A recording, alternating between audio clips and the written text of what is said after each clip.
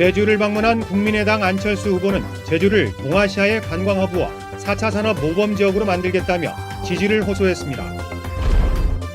보수 결집으로 막판 뒤집기를 자신하고 있는 자유한국당 홍준표 후보의 제주 선거대책위원회의 선거 전략과 핵심 공약을 들어봅니다. 제주 시내 한 초등학교에서 교사가 학생이 쏟은 우유를 핥아 먹으라고 지시했다는 주장이 제기돼 학대 논란이 일고 있습니다. 일제강점기에 제주 출신을 비롯한 제1조선인들이 집단 학살당했던 관동 대지진을 다룬 영화가 제주에서 상영돼 관심을 끌고 있습니다. 여러분 안녕하십니까? 뉴스데스크 제주입니다. 대통령 선거의 공식 선거운동이 중반으로 접어들면서 부동표를 잡기 위한 후보들의 경쟁이 치열해지고 있는데요. 국민의당 안철수 후보가 제주를 찾아 제주를 동아시아의 관광 허브로 만들겠다며 지지를 호소했습니다. 박주연 기자입니다. 제주공항에 도착한 뒤 곧바로 서귀포 메일올레 시장을 찾은 국민의당 안철수 후보. 안철수 후보는 이른 아침부터 시장에 나온 상인들과 인사를 나누며 지지를 부탁했습니다. 제2공항과 강정마을 문제 등 산남 지역 현안들에 대한 입장도 밝혔습니다.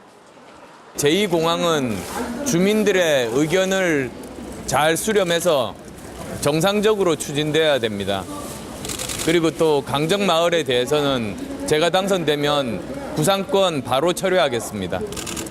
안철수 후보는 제주시 민속오일시장에서 거리 유세를 갖고 제주 지역 대선 공약을 발표했습니다. 제주에 크루즈 관광특구를 조성하고 감귤 식품 산업을 국가적으로 육성하며 4차 산업혁명 모범지역과 고도의 자치권 이양을 추진하겠다고 공약했습니다. 미래 일자리 제주에서 일으키겠습니다. 안철수! 제주를 동아시아 관광 허브, 글로벌 환경 보물섬으로 만들겠습니다. 제주에서 국민의당 창당을 선언했던 이년을 강조하며 미래를 위해 50대 젊은 지도자를 선택해달라며 지지를 당부했습니다. 저 안철수, 평화와 인권의 상징인 이곳 제주에서 이번 대선 승리를 선언합니다. 안철수 후보는 국민을 적으로 돌리는 세력이 집권하면 나라가 두동강 난다며 이념과 지역을 뛰어넘어 최고의 인재를 등용하겠다고 강조했습니다. MBC 뉴스 박주연입니다.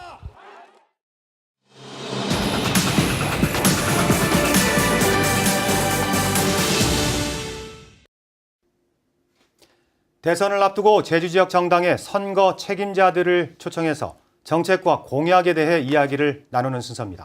오늘은 한철용 자유한국당 제주도당 공동선거대책위원장 모셨습니다. 안녕하십니까? 안녕하십니까? 홍준표 후보는 안보와 보수를 기반으로 해서 강한 대한민국을 만들겠다 이렇게 강조하고 계신데 요즘 유세차 도내 곳곳을 누비지 않습니까? 제주도민들의 반응은 어떻습니까? 대체적으로 좋은 반응을 보이고 있습니다. 우선 한국 안보를 위해서 한미동맹을 기본으로 해서 사드를 배치하고 그다음에 북한의 핵 위협을 방지하기 위해서 전술핵 배치까지 하겠다는 이러한 강한 의지를 보임으로써 한국의 안보를 더 굳건히 하고 있다고 생각을 합니다. 네. 자, 홍준표 후보의 제주 공약을 한번 살펴봤습니다. 다른 후보들과는 달리 약간 차별성을 가진 공약들이 몇 개 눈에 띄더라고요. 그중에서도 세계 환경 중심 도시 조성, 그리고 제주형 일자리 창출 등이 그랬는데요. 이 두 가지 구체적으로 설명을 좀 부탁드립니다. 세계 환경 중심 도시 조성은 탄소 없는 섬을 중점으로 하고 있고요. 일자리 창출은 제주의 청정 환경, 또 다양한 생태 환경 등 산업 생태계를 고려해서 바이오 융복합 산업 단지를 조성함으로써 일자리를 창출하려고 지금 하고 있습니다. 네. 모래시계 검사, 강직함, 홍준표 후보 하면 떠오르는 이미지인데요. 이와 더불어서 극보수, 극우 이런 이미지도 강합니다. 이 때문에 해군기지 문제라든가 4.3 문제에 소극적일 것이다. 이런 우려가 있습니다. 이에 대해서는 어떻게 생각하십니까? 그렇지는 않습니다. 강정 해군기지의 구상권은 전향적으로 검토를 할 것이고요. 4.3 문제는 제주의 최대의 비극입니다. 공권력에 의한 무고한 주민 희생이 있었다는 것은 정부와 군경이 이미 인정을 했고 사과를 했습니다. 그래서 앞으로 화해와 상생의 길을 걸어야 됩니다. 그러나 4.3을 미화하는 데는 제한사항이 있을 것으로 판단이 됩니다. 네. 자, 당 이야기를 조금 해볼까 합니다. 좀 아픈 질문일 수도 있는데요. 자유한국당 하면 박근혜 정부를 탄생시켰던 주역이자 이번 국정농단 사태에 어느 정도 책임이 있는 당이잖아요. 그래서 사람들은 이런 대통령 선거 후보를 내고 지지로 호소하는 것이 과연 자격이 있냐, 이런 비판의 목소리가 높은 사실입니다. 이 부분에 대해서는 어떻게 생각하시나요?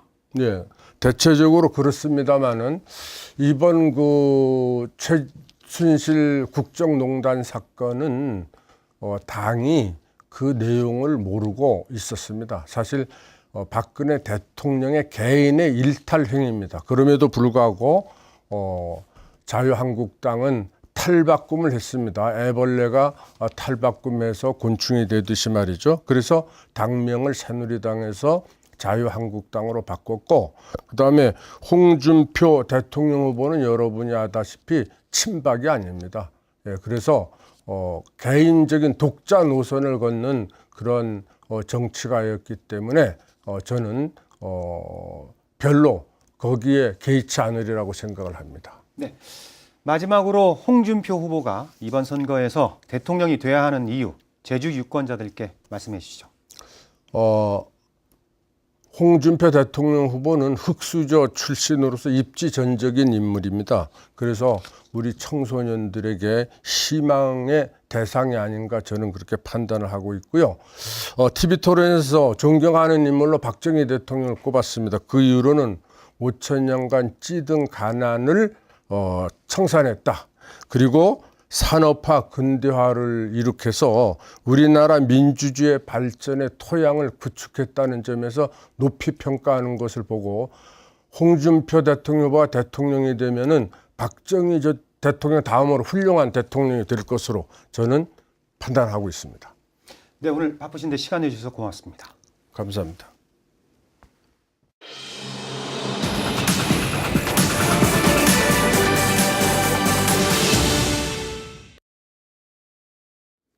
자유한국당 홍준표 후보의 부인인 이순삼 씨가 제주를 찾아 지원 유세를 했습니다. 이순삼 씨는 오늘 제주시 민속5.1상에서 열린 거리 유세에서 나라를 바로 세우고 사회 질서를 바로 세울 강력한 지도자는 홍준표 후보뿐이라며 믿고 맡겨달라고 호소했습니다. 이 씨는 또 민속5.1시장 상인들과 간담회를 갖고 남양혼시 문중회와 동문시장을 방문했습니다. 도내 발달장애인들의 단체인 제주 피플퍼스트는 오늘 제주도의회에서 기자회견을 열고 발달장애인들도 참정권을 행사할 수 있도록 투표용지에 정당 로고와 후보자 사진을 넣어달라고 요구했습니다. 또 스마트폰 어플리케이션을 통해 그림과 영상으로 볼 수 있는 선거 공보물을 제공하고 장애인 관련 시설에서 이뤄지는 거소투표가 공정하게 이뤄지도록 참관인을 배치해달라고 강조했습니다. 제주 시내 한 초등학교에서 교사가 학생에게 흘린 우유를 핥아먹으라고 지시했다는 주장이 제기됐습니다. 학교 측은 교사가 직접 지시한 것은 아니라며 해명했지만 학부모들의 반발은 좀처럼 가라앉지 않고 있습니다. 김항섭 기자입니다. 지난 10일 제주 시내 한 초등학교에 학부모 한 명이 찾아와 언성을 높이며 항의했습니다. 3학년인 아들로부터 급식 시간에 우유를 받다 책상과 바닥에 쏟자 담임 교사가 우유를 핥아 먹으라고 지시했다는 이야기를 들었다는 겁니다. 결국 책상에 흘린 우유를 핥아 먹자 바닥에 쏟은 우유는 걸레로 닦으라며 지시했다는 겁니다. 아들이 정신적인 상처를 입었다며 학부모가 거세게 반발하자 학교 측은 공식적으로 사과했습니다. 하지만 학교 측은 담임 교사가 전체 학생들에게 우유를 쏟으며 핥아 먹도록 하겠다며 주의를 준 뒤 해당 학생이 우유를 쏟자 스스로 핥아 먹은 것이라고 주장했습니다. 해당 학생이 우유를 쏟아서 선생님 뭐라고 할 틈도 없이 얘가 먼저 선생님이 당황해서 너 뭐 하는 거니 뭐 하는 거니 했더니 하지만 학부모들은 학교 측의 주장이 맞더라도 교실에서 의를 핥아먹으라는 이야기가 나온 것만으로도 문제라며 반발하고 있습니다. 아니 생각할 수 있는 일이 아니라서 집에 진짜 반려동물도 아니고 솔직히 있을 수가 없죠. 아니 이게 말이 안 나와요. 제주시 교육지원청은 해당 학교를 방문하는 등 진상조사에 나섰고 사실관계가 확인되면 징계 여부를 결정하겠다고 밝혔습니다. MBC 뉴스 김항섭입니다. 일본 관동 대지진 조선인 학살 사건을 아십니까? 일제강점기에 제주 출신을 비롯한 제일 한국인 6천여 명이 학살당했던 끔찍한 사건인데요.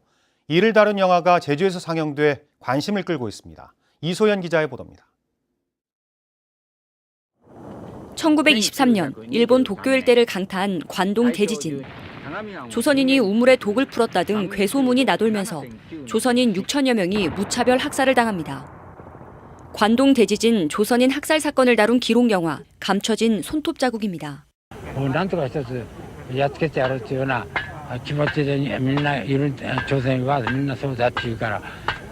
당시 희생된 것으로 확인된 서귀포시 대정읍 출신 조묘송 씨의 후손인 조영균 씨. 일본 정부가 사과는커녕 홈페이지에서 조선인 학살 내용을 담은 보고서를 삭제하면서 역사 지우개에 나서는 상황이 답답하기만 합니다. 아들 그리고 며느리, 손자 한꺼번에 다 잃어버린 이분의 심정이 어떻겠습니까? 그래서 결국은 이분은 미쳐서 세상을 떠나고 말았다는 이게 하나의 그 슬픈 가족사입니다.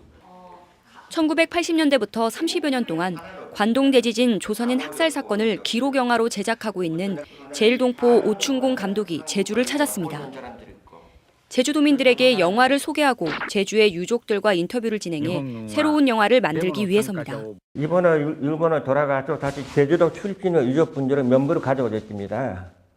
번젓지는 다 안 써져. 이름은 있어요. 번젓지 있는 사람도 있어요. 그 면부를 다 보여드릴 테니까 제주도 출신 사람들이 관동 지진 때 뭐 아는 일 있지만은 오충공 감독과 유족들은 내일 제주영화문화예술센터에서 열리는 영화 상영회에서 조선인 학살 진상규명을 위한 우리 정부의 적극적인 대응을 요구할 계획입니다. MBC 뉴스 이소연입니다. 제주도 천연가스 공급 사업이 본격 시작됐습니다. 산업통상자원부는 오늘 애월항에서 착공식을 갖고 2019년 8월까지 LNG 기지를 건설하고 제주시와 서귀포시에 81km의 배관을 설치해 연간 35만 톤의 천연가스를 공급할 계획입니다. 이에 따라 도내 2만 5천 가구와 260개 사업장에서 도시가스를 사용하고 300메가와트 규모의 천연가스 복합 발전이 이루어질 것으로 예상됩니다. 올 들어 땅값 상승세가 이어지고 있지만 거래는 크게 줄었습니다. 국토교통부는 올해 1분기 제주 지역 땅값이 지난해 같은 기간보다 1.24% 올라 전국에서 상승률이 가장 높았다고 밝혔습니다. 반면 토지 거래량은 7.2% 줄어 전국에서 가장 감소폭이 컸습니다. 이는 제주도가 농지에 대한 규제를 강화한 데다 땅값이 많이 오르면서 수요자들이 관망세로 돌아섰기 때문으로 분석되고 있습니다. 최근 중국 정부가 해외 투자를 억제하면서 중국인 소유 토지가 줄어든 것으로 나타났습니다. 한국은행 제주본부에 따르면 지난달 말 현재 중국인이 제주에 갖고 있는 토지는 970만 제곱미터로 한 달 전보다 1.2% 감소했습니다. 한국은행은 중국인들의 부동산 매각이 확산될 경우 도내 부동산 가격이 하락하는 계기가 될 수 있다고 밝혔습니다. 제주 지역 개별주택 공시가격이 급등했습니다. 제주도에 따르면 올해 공시대상 개별주택 8만 7천여 가구의 전체 가격은 9조 3,955억 원으로 지난해보다 16.8% 상승했습니다. 지역별로는 제주시가 16.6%, 서귀포시가 17.3% 올랐고 서귀포시 안덕면 창천리의 단독주택이 21억 7천만 원으로 가장 비쌌습니다. 제주 하늘에 큰 경사가 있을 때 나타난다는 무지갯빛 구름인 채운이 보름 만에 다시 나타났습니다. 제주지방기상청에 따르면 오늘 낮 12시부터 1시간 동안 제주 하늘에 낀 구름에 태양광선이 꺾이는 회절 현상과 함께 채운이 관측됐습니다. 제주에서는 지난 12일에도 체운이 1시간 동안 관측돼 누리꾼들의 화제가 됐습니다. 제주해양경비안전선은 조업일지를 제대로 적지 않은 혐의로 중국 어획물 운반선 한 척을 적발했습니다. 이 선박은 다른 어선들로부터 물고기 1.2톤을 옮겨 실었다며 조업일지에 적었지만 창고에는 고기가 전혀 없었던 것으로 드러났습니다. 해경은 이 어선이 불법으로 잡은 어획물을 어업협정석 밖에 대기하던 다른 어선에 옮겨놓고 돌아오다 적발된 것으로 보고 있습니다.